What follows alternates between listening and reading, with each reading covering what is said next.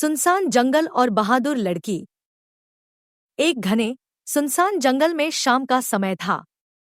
सूरज ढल रहा था और पेड़ों की लंबी छायाएं अजीब अजीब शक्लें बना रही थी। पंछियों की चहचहाहट अब धीमी पड़ चुकी थी और चारों तरफ एक रहस्यमयी सन्नाटा पसरा हुआ था। अवनी की मुश्किल घड़ी।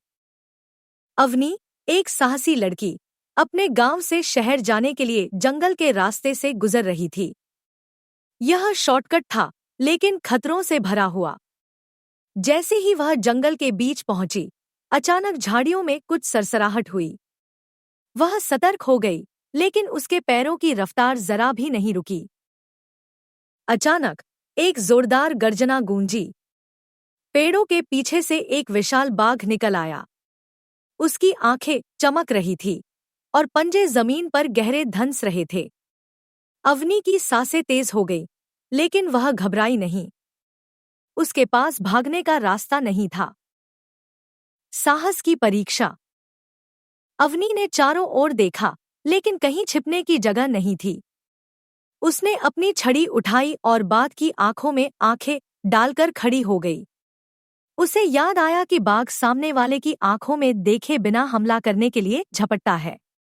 उसने जोर से आवाज निकाली, अपने हाथ फैलाए और खुद को बड़ा दिखाने की कोशिश की। बाघ कुछ सेकंड के लिए रुका। वह लड़की की हिम्मत देखकर झिझक गया। तभी पास के पेड़ से एक बंदर जोर से चिल्लाया, जिससे बाघ का ध्यान भटक गया।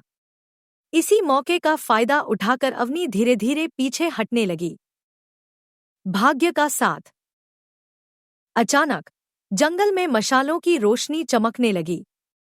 गांव के कुछ लोग, जो उसे ढूंढ रहे थे, वहां आ पहुंचे। मशालों और शोर से बाघ डर गया और झाड़ियों में भाग गया। अवनी ने राहत की सांस ली। गांव वालों ने उसकी बहादुरी की खूब सराहना की।